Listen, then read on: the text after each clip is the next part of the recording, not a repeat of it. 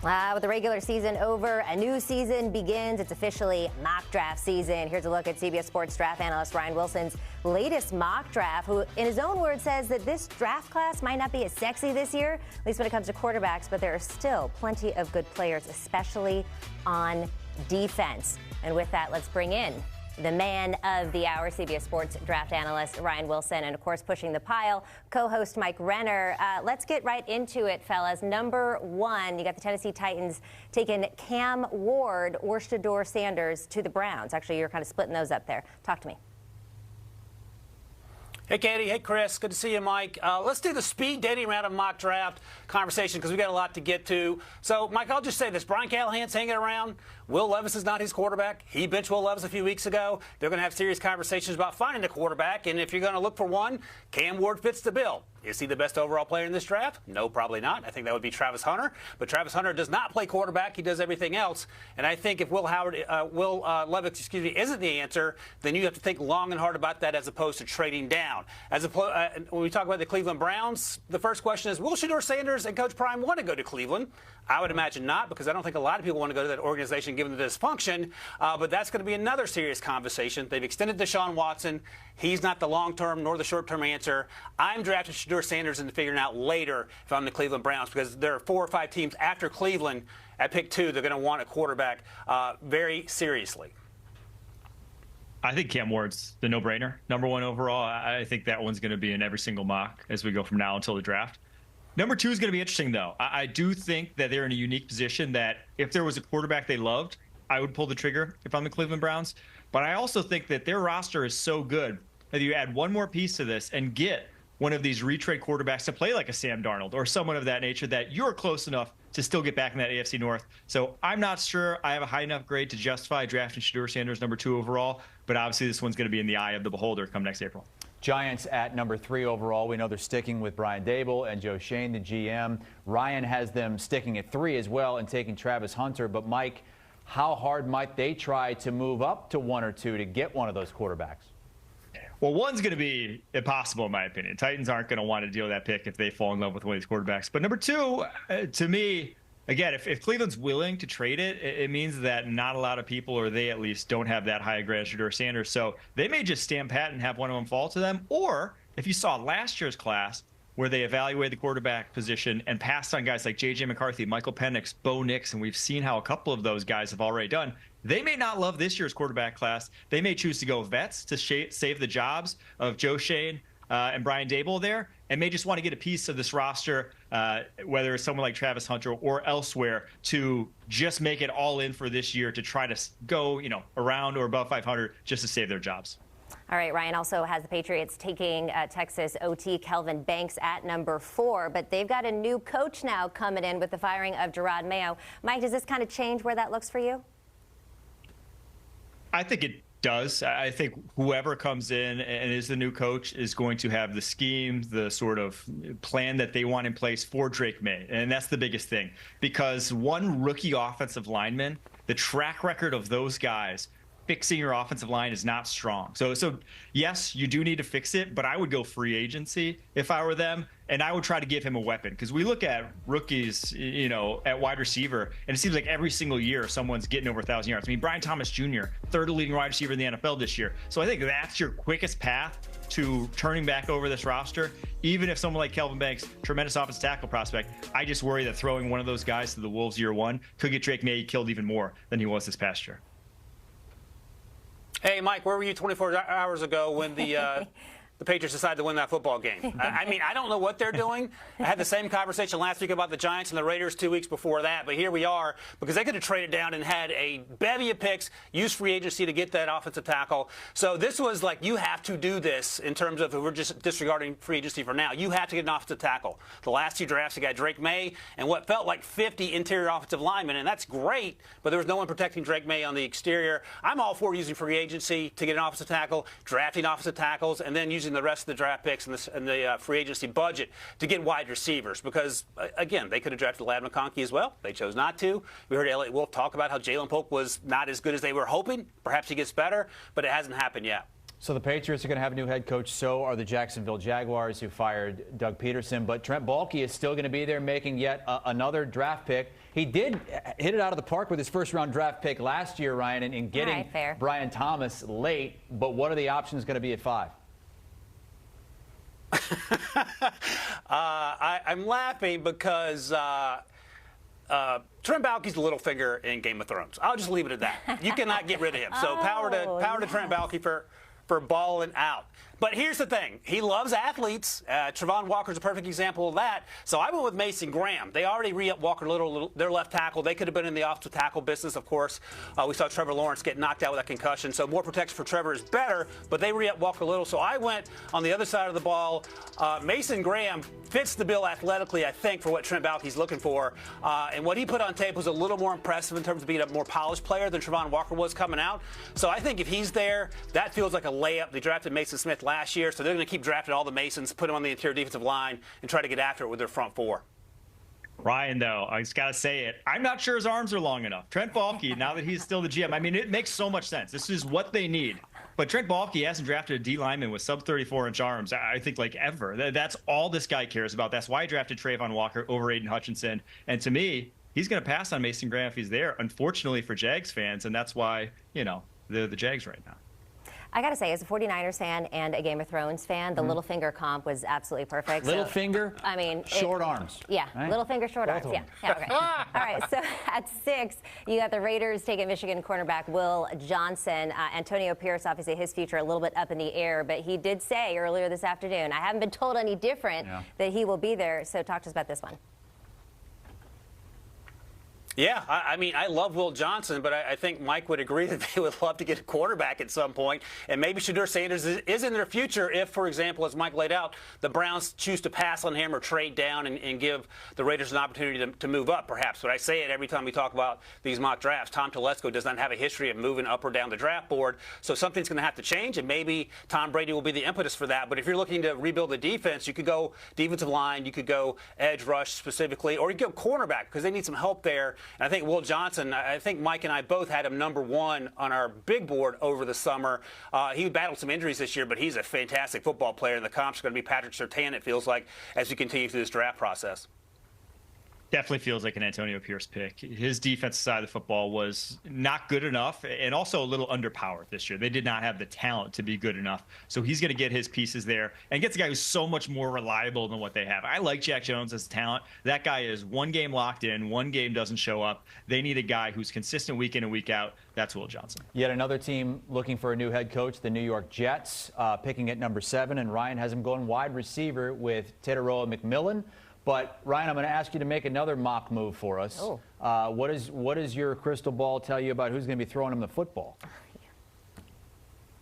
I don't think it's going to be Aaron Rodgers. I was having some conversations yesterday with some of our coworkers about that. That seems like a fever dream to me, and not the good kind. So they got to find a quarterback. And again, they won a football game yesterday. They weren't going to be able to get into the top 2 or 3 had they lost. So that didn't necessarily matter. So in the interim, before you find that quarterback, and there were discussions by Jets fans that we work with that maybe Zach Wilson should be the solution. That's where they are in their journey. In the meantime, let's get Teteroa McMillan, who had a fantastic season on a subpar Arizona Wildcats team this fall. But he's a special talent. And when you talk to folks in the summer around the league, I kept hearing more athletic Drake London. So if that's something you're interested in, and that's certainly something Garrett Wilson would appreciate, I would imagine. I love the idea of him going here unless you can find a way to get a quarterback.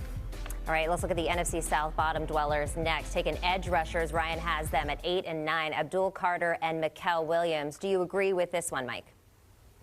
I agree with both. And truthfully, come draft time, I think both could go even higher. These guys are going to light up the NFL Combine.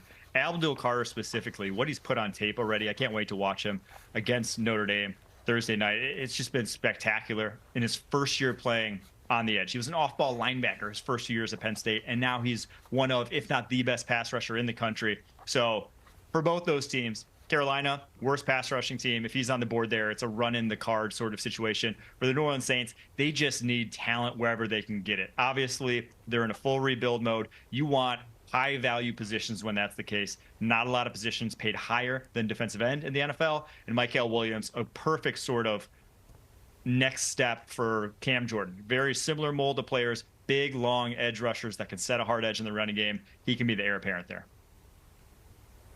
Yeah, and it feels like Michael Williams' best days are ahead of him. He's just sort of scratching the surface on who he is. Abdul Carter, the same thing for the reasons Mike laid out. He moved positions, but I think Mike also gave a glimpse into sort of how our brains work. We love the idea of going to the combine and watching guys built like that run 4.4s or maybe even 4.3s. It doesn't necessarily translate, but when you see the way that Abdul Carter and Michael Williams plays, you get a sense that why they're going to run fast and why they're going to do the things that they do in shorts and T-shirts. And I feel like it will translate pretty quickly to the next level, so it makes a lot of sense here at the bottom of the top 10 here. Chicago Bears rounding out the top 10 here in Ryan Wilson's latest mock, and Ryan has him going with LSU offensive tackle Will Campbell. Mike, is there any way in your mind that the Bears don't go offensive lineman heavy in this draft and in free agency? The only way is if the board's already run out of them, but if he's there, this is another run in the card situation. Your left tackle position, Braxton Jones just got hurt at the end. Kieran Amagaji is a pure project. Don't know if he's ever going to come around. If he does. And so Will Campbell, one of the most NFL-ready offensive linemen. I think he's the most NFL-ready offensive lineman in this class, a guy that I'd feel comfortable playing at guard or tackle, having that flexibility. Big, obviously, with the injuries the Bears' offensive line has had. So, yeah, this one, I think they address it in free agency, but they should also address it in the draft. All right, that's going to do it for our guys, Ryan Wilson and Mike Renner. Thanks so much for your time. I got to say, I'm not a draft analyst, but mocks? Oh, that would work. I mean, right? That's what I'm saying. That's better than producer Noah wanted you to do a segment called Mox's Locks. Well, yeah, that's true. All right, we went through the first 10. Mox's Loxes is what he wanted to call it. Well, Mox.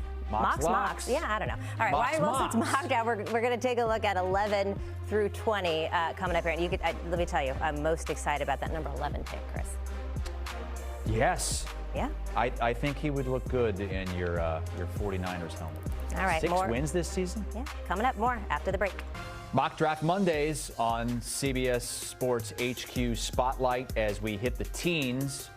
You see Ashton Genty almost sliding all the way into the 20s there. He had been going 11, 12, 13, somewhere in that range to the Cowboys in many mocks, but in this one, down to 19 to the Texans. Let's jump into some of these guys. We've got Ryan Wilson and Mike Renner with us. We're going to start with, I don't know how I ended up with this topic, but it's the 49ers at 11, Katie. Who would have thought you would have had this high of a pick going into this season? But I guess bad season, good draft pick, number 11, Georgia's Jalen Walker. Ryan, we have him listed as an edge, but how many different positions could you see him playing?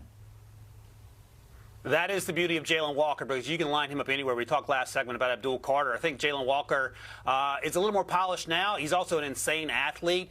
And the issue with this, Katie, and I want to get your thoughts, Dre Greenlaw has not been able to stay healthy, and he is so important to what they do in the middle of that defense next to Fred Warner. And I think if he's going to be, I think he has one more year left on his deal, either that he's going to be a free agency. Either way, the injuries have been a concern, and Jalen Walker is a guy that you put next to Fred Warner, and now you're suddenly cooking with gas. Again, everyone needs to stay healthy, and that was clearly the bugaboo for the 49ers. But there's very little not to love about Jalen Walker's tape from the fall at Georgia.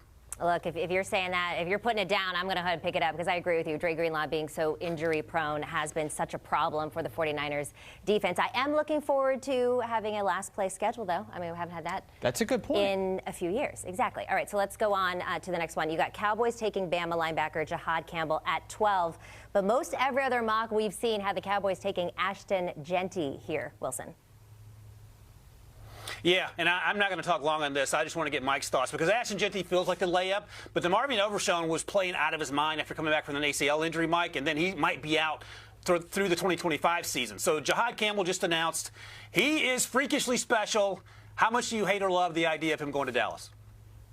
I'm honestly a little salty because I was going to do in my mock next week, I was going to put him, maybe not necessarily Dallas, but this high up in the first round. Wow. I think people haven't quite gotten around to his tape yet. He's super young, as you mentioned here in his write-up, doesn't even turn 21 years old yet. And this is the wave in the NFL. Everyone's looking for this type of player, the off-ball linebacker that when he comes downhill and rushes the passer, gives you like a fifth defensive end on the football field. This guy has high-level traits, one of the best blitzers, maybe the best blitzer in college football, and the traits to get even better at that at the NFL level, it's exactly what the Cowboys want at that position. this is, in my opinion, a great fit. Now, is it Ashton Genty? It's not as sexy as that, but this is a guy who's going to impact football games maybe even more. We're talking every team that missed the postseason this year, and this is the third straight now that it's kind of surprising they didn't make it. The Miami Dolphins, they had the ugly situation with Tyreek Hill at the end of that season. Mike, what do you think about Ryan having him going with the A&M edge, Nick Scorton here? It's a lot of money that they're going to be dedicating to the defensive end position between Jalen Phillips, Bradley Chubb, Chop Robinson last year. I know he's versatile, and maybe you can play him inside a little bit. But if I'm the Dolphins, I'm probably looking more towards the offensive line. You just have to, as you go forward for this franchise, keep Tua upright. He is truly one hit away from being gone. But you've seen what this offense looks like when he's not in there. So I think offensive line is the place to go. Now, easier said than done. It's not a good offensive line class. But I just don't think another defensive end. Yeah, I think Nick Scorton's a talented football player, but it just seems like they have so many guys on that roster right now that I'd probably look elsewhere for Miami. Yeah, I'm with you, Mike. The edge rushers can't stay healthy, unfortunately. Sure. And the offensive line is a need, but as you noted, the offensive line class isn't that deep. And I don't know if there's anyone more important to their team than Tua Tagovailoa, because you take them out of that offense, and they go from a 10 or 11-win team to a 3-win outfit. And I know that I'm obviously sort of half joking about Josh Allen and Lamar Jackson's impact, but it's wild to me how important Tua is. So keeping him upright should be a priority, but as Mike noted, this class isn't particularly deep after the top two guys, at least to tackle. All right, the Falcons have the number 15 pick, and Chris, the defense really failed them, right, in the last couple games of the season, giving up 30-plus points in each of those last two games. And Ryan, you have James Pierce Jr. Going at 15. Do you agree with this, Mike Renner? I do. This is one fit that I've loved pretty much the past few months, just because of where the Falcons are with their pass rush. It's basically like Caden Ellis. Their off-ball linebacker is their best pass rusher at the moment, which is never a good spot to be in as a franchise. And Pierce is just, he has that twitchy athleticism off the edge that maybe it's not year one that he's a super big impact player, but it's going to come in time. And Raheem Morris had some of those guys when he was in Los Angeles and had better defenses because of it. James Pierce, he's going to know how to deploy that athleticism there in Atlanta. How about the Colts taking Malachi Starks at 14, Ryan? Yeah, they have a ton of needs, and I actually marked them down, guys, as are they going to be sniffing around quarterbacks, because that's been not quite a disaster, but pretty close to that. But Malachi Starks, he almost gets lost in the mix. He's so good and so solid and so consistent. You can line him up anywhere. He plays deep safety, but you can play him closer to the line of scrimmage. He has track speed. He has ball skills, and they need some help in that secondary. In the middle of the field, they have Juju Brents, who's played well when he's healthy, but he's been banged up, and Jalen Jones, the second-year player as well. So I love the idea of Malachi Starks as the captain in the middle of that defense playing center field for them. All right, Mike, let's jump to the Arizona Cardinals at 16, and Ryan has him go with Michigan defensive lineman Kenneth Grant. Is that somebody that you would target if you're the Arizona Cardinals after a season that was pleasantly surprising, I think? I would, 100%. This draft's actually setting up fantastically for Arizona and their needs, which is basically just defensive line. They need defensive tackle. They could use a defensive end. They could just use anything. Any guy 300-plus pounds could fit in on that roster right now. So Kenneth Grant, he's 300-plus pounds. The guy's 339 pounds, and he moves like a 270-pounder. The guy is twitchy. The guy's athletic. He's explosive, and he's really only just scratching the surface. So for the Arizona Cardinals, which have been so good under Jonathan Gannon at developing these talents on the defensive side of the ball, like they got Zaven Collins playing edge, and then he's actually doing it well. So Jonathan Gannon, I trust him to make the most out of a guy like that. Kenneth Grant still needs some development, but has high-end potential in the right spot. Yeah, we spent all fall talking about Mason Graham, and the guy standing next to him was also a game wrecker for much of the season on the defensive side of the ball. And the other thing to keep in mind is that last year's first-round pick, Darius Robinson, the edge out of Missouri, is 285, 290, and he was injured for much of the season. So he'll be coming back as well. So they'll basically have two first-round picks where they can add, as Mike notes, guys who are 300-plus to the defensive line to help bolster that unit, because the offense showed spurts of improvement. We need to probably see a little more consistency from Kyler, especially the second half of the season. But if they can get things right on defense, that certainly makes things easier for the offense in November and December. Okay, the Bengals have the number 17 pick, and you have them taking Ole Miss edge Princely Umanmielen at 17. You described him as twitched. I'm twitched up just trying to pronounce the last name. I think I did pretty good at it. But explain to me what you mean by twitched up. Shout out to Katie for actually saying his name. I love it. I thought he was going to say the Ole Miss edge rusher. Yeah, well done. You nailed that one. Here's the thing. Like this dude is juiced up, and he explodes off the ball. He moves extremely well. He can win with counter moves. He can win with speed rush. And, I mean, Ashton Genty's still sitting there, and that would be sort of a fun thing for what Joe Burrow wants to do. But that defense, we can all agree, you don't have to be a rocket scientist to understand that defense stunk for much of the season. And Trey Hendrickson's got one more year left in his deal. He was unhappy over the spring about wanting more money. Sam Hubbard's got one more year left in his deal. Miles Murphy hasn't really worked out. They have to get someone who can pressure the quarterback if Trent Hendrickson decides to go somewhere else if they don't give him what he needs. So I think you could pick another name here if you don't like Princely Umealien, but I like his tape a lot, and I don't think we're talking enough about him at this point in the process. You got the Seahawks coming there as the only 10-win team in the NFL that didn't make the postseason. And a wide receiver here is the pick, Ryan. I was a little bit interested to hear why you have him going with Luther Burden when DK Metcalf and Jackson Smith-Njigba are still under contract next season. Yeah, that's a fair question. I was thinking, a lot of times John Schneider thinks outside of the box. He zigs when everyone else thinks he's going to zag, especially in the first round. And Tyler Lockett, who's been a fantastic pro, probably one of the most underrated wide receivers over the last decade or so, getting a little long in the tooth, and we'll see how much longer he's going to be in Seattle. But if you have a number 3 like a Luther Burden or a 2.5 if you want to put him next to JSN, I like that very much. And we've seen Geno Smith and DK not necessarily be on the same page for a couple series every week, it feels like. And Luther Burden didn't put up the numbers this year, and that was in part because of the quarterback play at Missouri. But this dude is special. He might even go a little higher than this because this wide receivers class, isn't quite as deep as last year's. And this was a little John Schneider zig as opposed to doing what perhaps most people think he might do. They very may well trade DK Metcalf too. I mean, what you hit on there with him not being on the same page as Geno Smith on numerous occasions, like, it's a problem. Like, the pick they had a few weeks back to end the game was on DK Metcalf. So that could be a move that they make. And if so, wide receiver will be a massive need for them. And Geno Smith, the way they operate that offense, and now obviously they fired Ryan Grubbs here earlier today, so no clue what the offense is going to look like. But he's at his best when they do 5 out. When they get 5 wide receivers or 5 receivers out into a route. Luther Burden, a guy who's super explosive, only just scratching the surface. You watch his tape at Missouri, and you just see how criminally underutilized he was. Very similar as an athlete, or not similar, but a high-end athlete in a mold of someone like a Malik Neighbors, where it's just guys cannot stick with him when he breaks out of his cuts. So if that's the case, if he's on the board there in the Seattle Seahawks, you have so many needs, but wide receiver is likely to be one of them as well. Very interesting there. And we had to wait all the way to pick 19 to hear about the Heisman Trophy runner-up, Ashton Genty. How'd you get him to slip this far, Ryan Wilson? I love Ashton Genty, and I know Mike does too. And after seeing what Jahmyr Gibbs did last night, maybe that increases the stock for Genty. And this isn't a Penn State effect. This is just I wonder if the running back situation gets pushed down because there's so many good players on defense, and there's so few good players like offensive tackle and wide receiver, like we talked about. Maybe those guys get pushed up. But this offense somehow in Houston needs a kickstart. I don't know what's going on. The offensive line is certainly an issue. Maybe they'll get healthy there, and that'll help C.J. Stroud. But also helping C.J. Stroud would be someone like Ashton Genty coming out of the backfield. Ryan Wilson, appreciate the mock. You can find the whole thing at CBSSports.com. Mike Renner, thanks for helping us pick apart Ryan's mock here this week, and looking forward to yours next week. Here's how Ryan has it finishing up, at least 21 through 30 at this point in the draft order. We have a bunch of offensive tackles going 26, 27, 28, couple from the Big Ten. Josh Simmons to the Ravens at 27.